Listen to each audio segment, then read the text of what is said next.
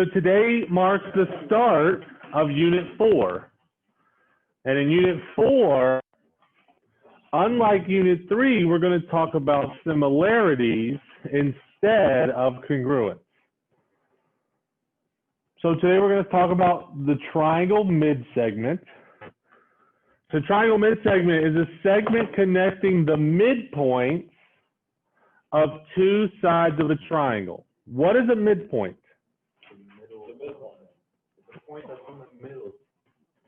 Right, it's the point that's directly in the middle of a segment. So when we look at our triangle midsegment, it has to be connecting midpoints. When I look at the diagram, how do I know that it's connecting an AB? So one side is AB and the other is BC. How do I know DE is my midsegment? What tells me that? So the tick marks, so AB is cut into congruent segments, which makes D the midpoint there. And then BE and EC are cut into congruent segments, which makes E the midpoint of that side. So in this triangle, which is our midsegment? AB, BC, AC, or DE? What do you think the midsegment is? DE, right. So segment DE is our midsegment. What's another way we can think of it? Where is it located? In the middle. What if, like, one side didn't have tick marks and one side did? So that would not be a midsegment. Nope. So our midsegment theorem, if a segment joins the midpoints, important, that must be true. It must join the midpoints. That goes back to your question. We must join the midpoints. Then that segment is parallel to the third side of our triangle. What does it mean to be parallel? What's parallel? Yeah, so that means they go forever and ever in the same direction, never touch. Another cool thing is as long as it's a segment joining the midpoints, it's parallel, and we know the value of the length. A midsegment is 1/2 as long as the third side. So a midsegment is exactly 1/2 as long as the third side. So using the diagram above, the one we marked up, what's wrong above? Okay. Using the diagram above, DE is a midsegment of ABC. What do we know is true? DE must be parallel to who? AC. So DE must be parallel to AC. Remember those double lines means parallel. And then DE is equal to 1/2 of the length of AC. So the length of DE is exactly 1/2 the length of AC. So if this AC was 4, DE would have to be what? Which is, what's half of 4? 2.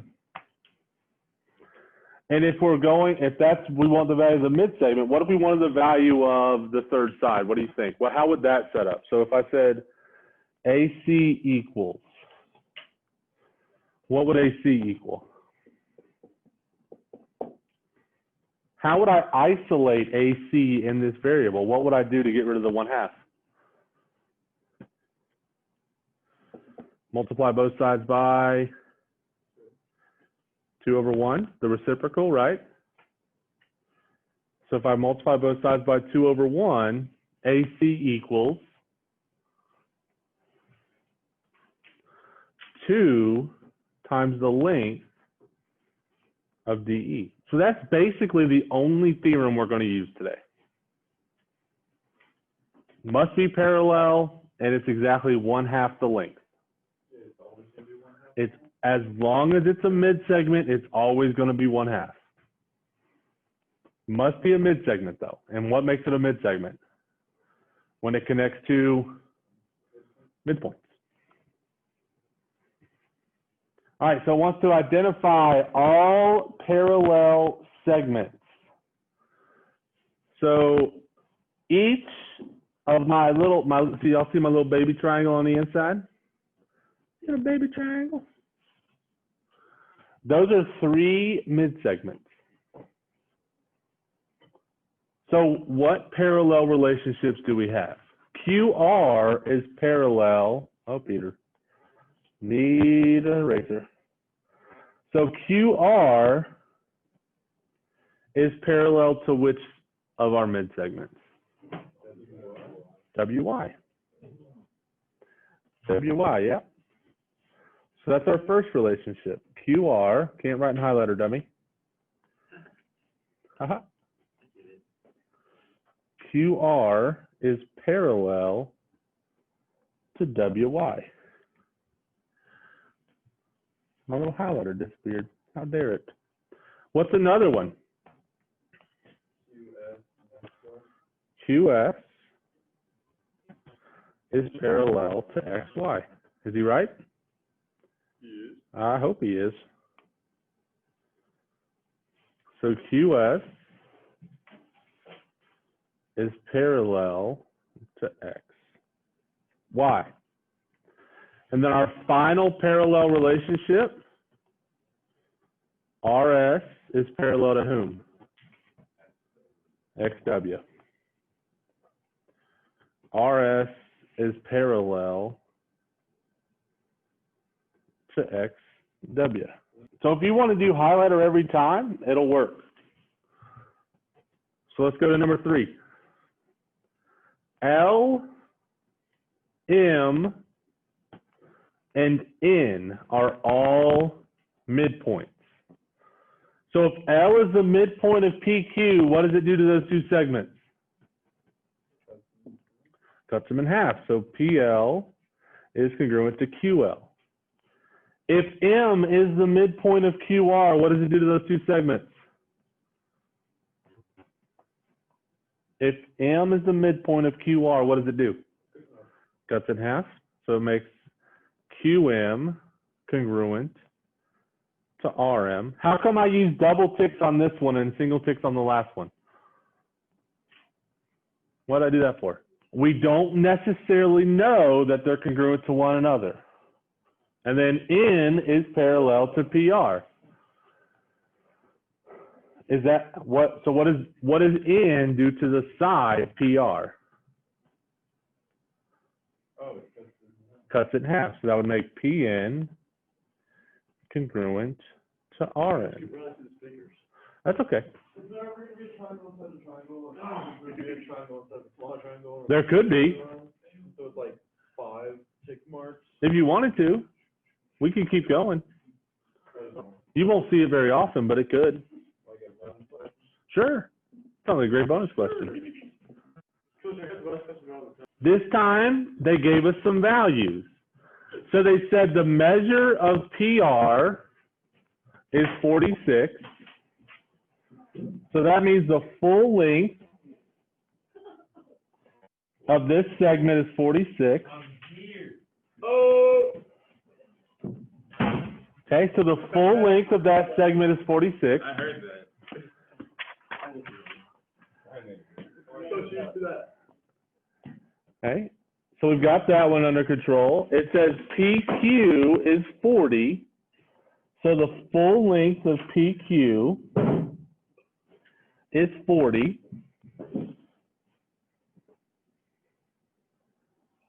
We all failed our test. And then the full length of LN is 17. Wait, did we actually? Yeah. So these are the lengths they gave us. We only need, hey, the value of these 3 lengths. We only need the value of these 3 lengths, and we'll be able to find all of our missing sides.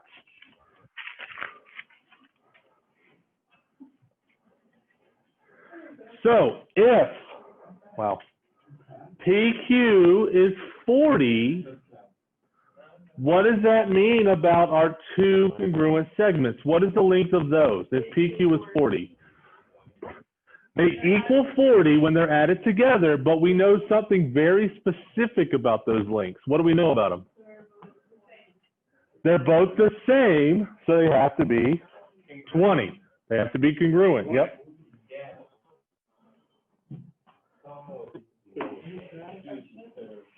Okay.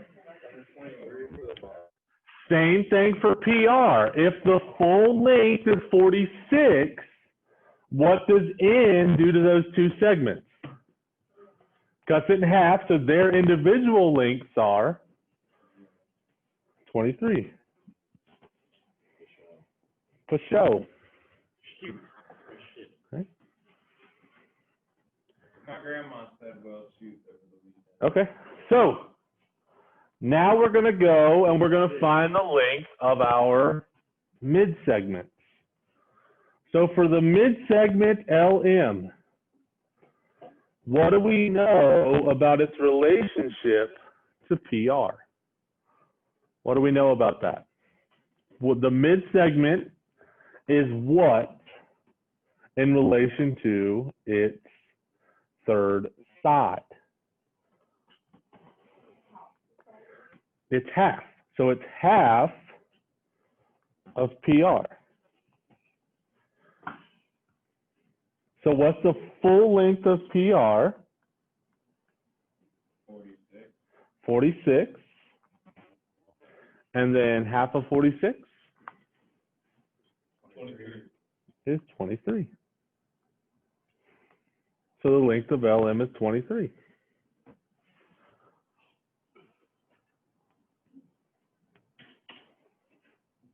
What about MN?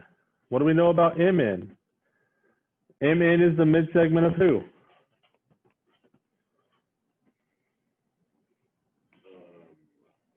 Right there. What do you mean right there? Talk to me. PQ. Okay, so MN is the mid-segment of P for PQ. Okay, write in highlighter, dummy. So MN is exactly what in relation to PQ? MN equals what? 1/2 of PQ.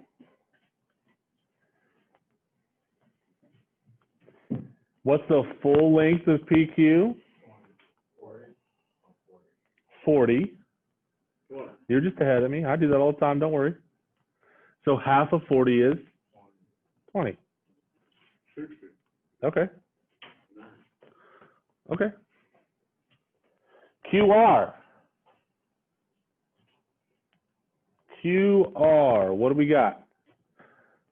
So this time they didn't give us the side length. They gave us the mid-segment length. So QR is going to be in our blue highlighter. What do we know is true about QR? 40. Is it 40? The full length is how many of the mid-segments? 2. So we're going 2 times, was it LN? LN?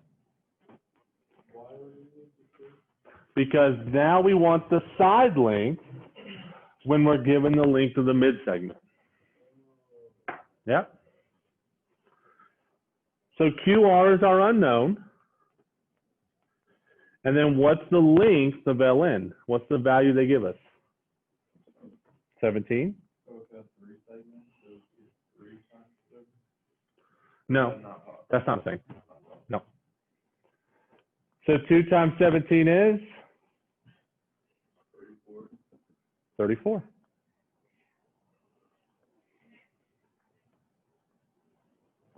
And the final length it wants us to find is MR. How would I find MR? Why is it half of 34? Because so M is the mid-segment of QR, or midpoint, so it cuts those into 2 congruent segments. Isn't this fun? Colorful and exciting? Yeah. Let's throw some algebra in there on you now. No. Yeah. Wow. Sorry, guys, we're good. Okay. So, find the value of x. Womp womp. We is. We're just going straight down to Papier, son.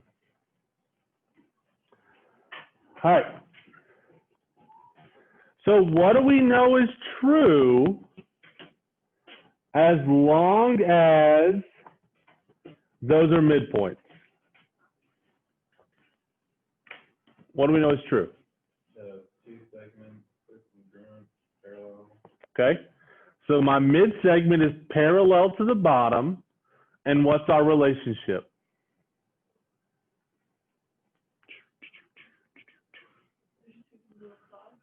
The third side length is half the value of the mid segment. Now, what's that? The one it's not touching. Yeah, it's the one it's not touching. So if our mid segment is here in the middle, the third side length is the one it's not touching. Now, how much do you guys like fractions? Not at all, right? So if y'all don't like fractions, Oh. Yeah, that's what occurred. if y'all don't like fractions, what's up, brother?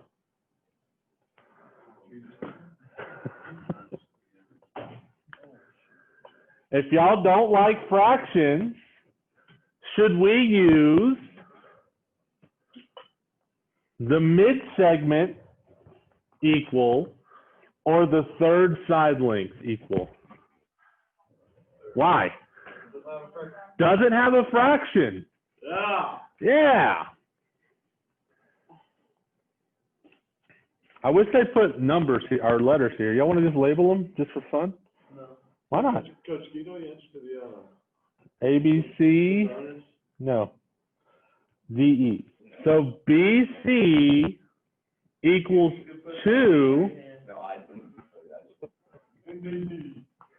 times the measure of DE. So that third side, the side that's parallel to our mid-segment, it is half the length of our mid-segment. So instead of dealing with fractions, we're just going to say for every 2 mid-segments, we got 1/3 side. So let's plug in what we know. What is the value of BC? 17x minus 18. And then what's the value of our mid-segment, DE? 7x. And now we just have linear algebra. We're going to multiply on the right side first because there's nothing we can do on the left. So 2 times 7x gives us 14x. Okay. Subtract 17x from both sides. You could have gone the other way if you wanted, but I like to do it one less step. Subtract 17x from both sides. We get negative 18 equals 14 minus 17, negative 3. Divide both sides by negative 3, and x is 6. What's the rule for dividing negative? If they're the same, they become positive. If you've only got one negative, it stays negative. Just like multiplying.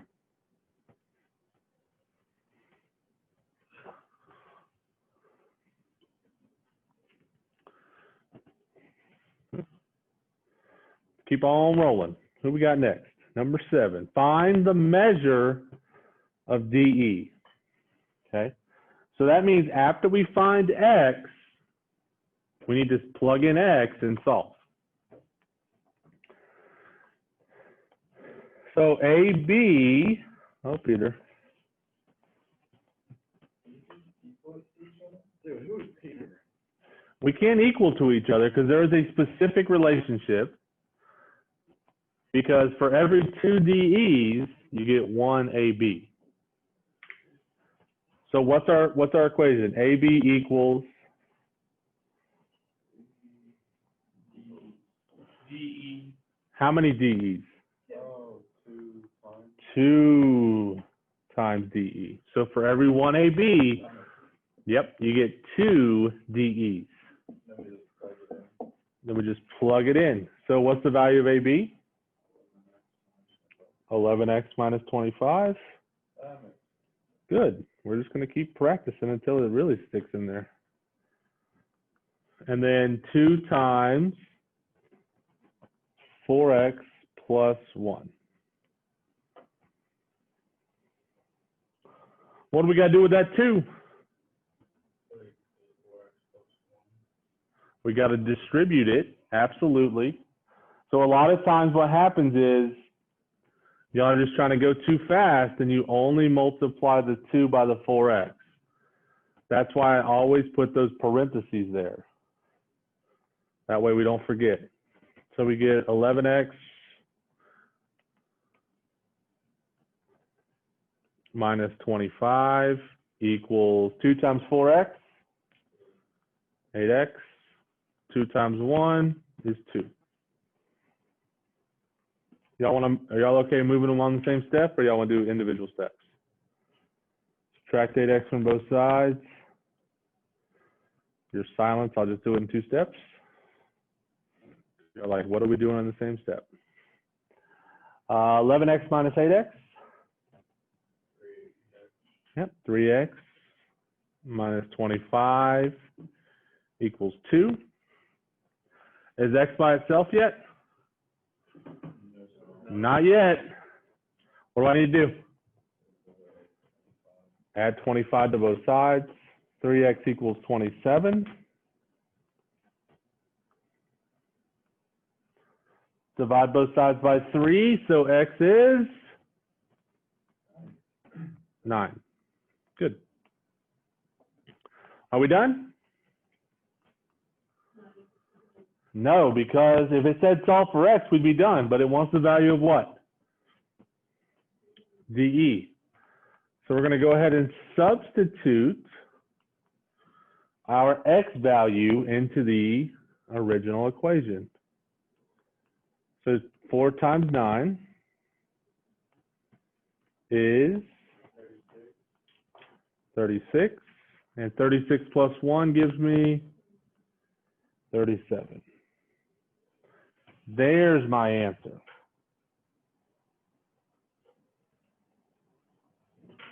Number 9 puts everybody together and brings back a 3rd grade thought process, which I love. All right, MN, NO, and MO are mid-segments. Find the perimeter. What's perimeter? It's just the distance around. Okay. So perimeters are distance around. No.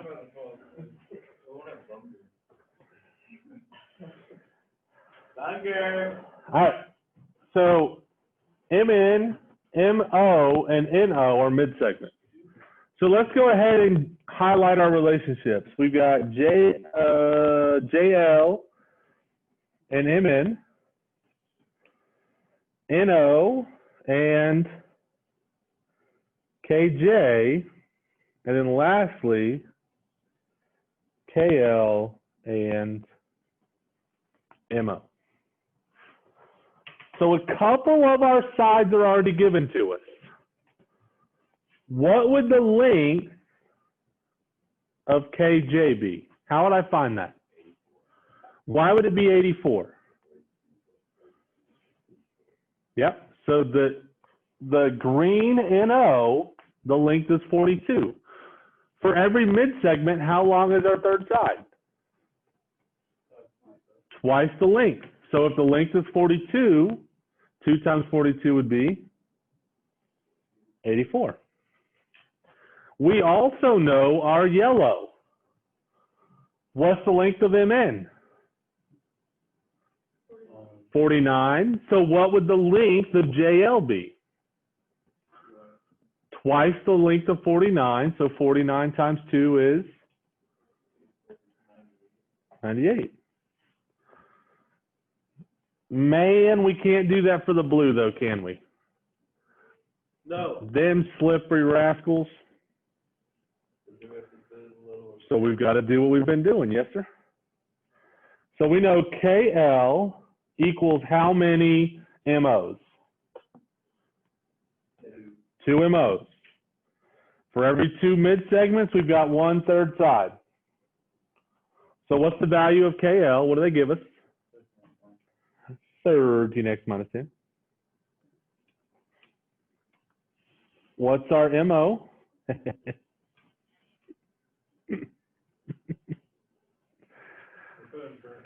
Put it in parentheses, absolutely. Don't let that guy get away.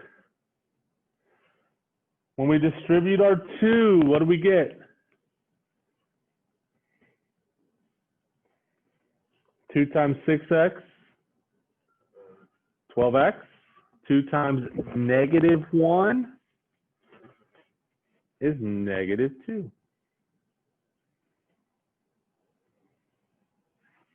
Oh, they're going to be nice to us at least. Subtract 12x from both sides. That was nice of them to make a 1. See, guys, math is your friend. Yeah. So x minus 10 equals -2. Coach, that's cap. It is. All right. Add 10 to both sides.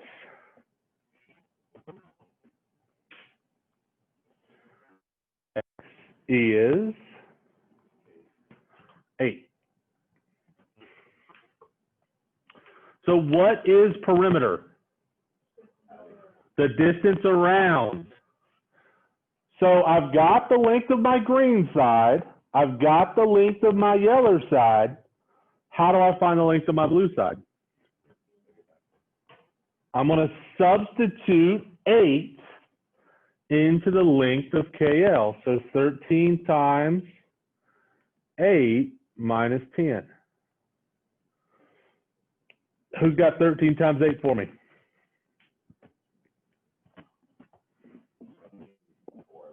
It is 104 because 12 times 8 is 96. Y'all know that one.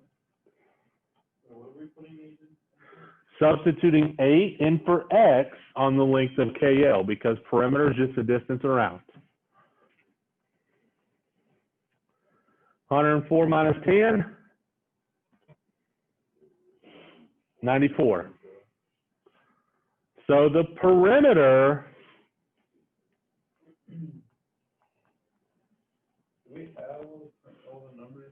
you're going to add the side lengths. Yep. So perimeter is 84. That's our green length. Plus 98. That's our yellow side length. Plus 94, which is our blue side length. So 84 plus 98 plus 94. So it's JK plus JL plus KL equals, what's the total distance around our figure? 276. Units, however many it is.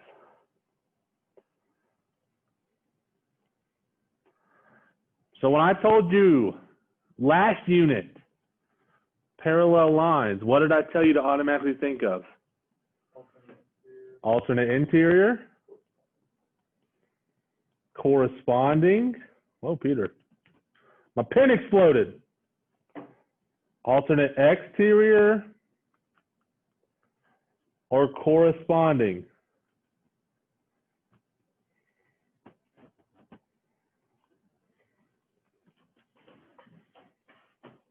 You just knew they were going to hit y'all with some congruent angles when I said parallel lines, right? No. Why not? We've programmed our brains to think.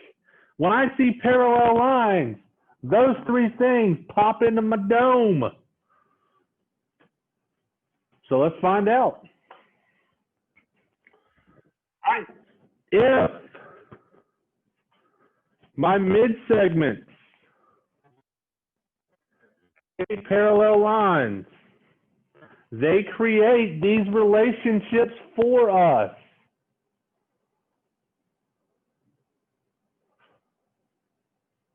So what would the measure of 4 be? Angle 4. 59. How come? It's corresponding. It is. Those are congruent relationships. Okay? So angle 4 is 59. What about angle 2? How could I find angle 2? You're close. You're very close, but remember, so these aren't the linear pairs. We know you're in the right arena, brother. There you go. What kind of relationship is that? It's a linear pair. And what do we know about linear pairs? They are supplementary, which means they add up to 180. Good. So 127 plus the measure of angle. They don't go away, guys. No. Where is that marker you do? Dictatorship of Oliver. Subtract 127 from both sides. What's the measure of angle 2?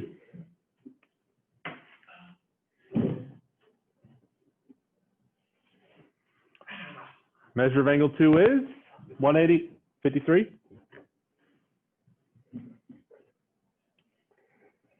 All right, so we got 53 for angle 2. Now that we've got angle 2, who else can we find? We could find angle 3. How? Triangle sum theorem. Magic. So the triangle sum theorem helps us out right there. Isn't it awesome how it just all stays with us? So 53 plus 59 plus the measure of angle 3 equals 180. 53 plus 59?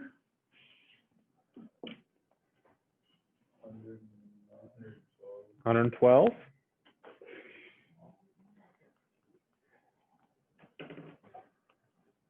Subtract 112 from both sides. What's the measure of angle 3? Sir? Okay. Measure of 3 is 68. Oh, man, we couldn't be immature. Womp womp.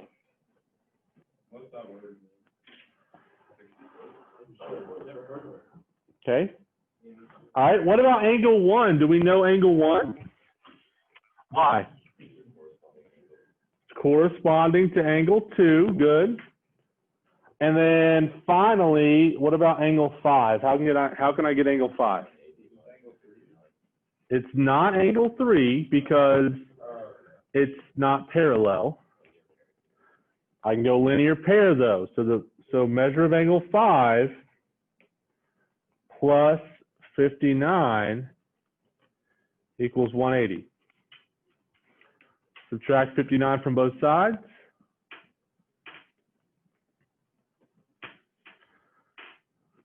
Angle 5 is 121. 121.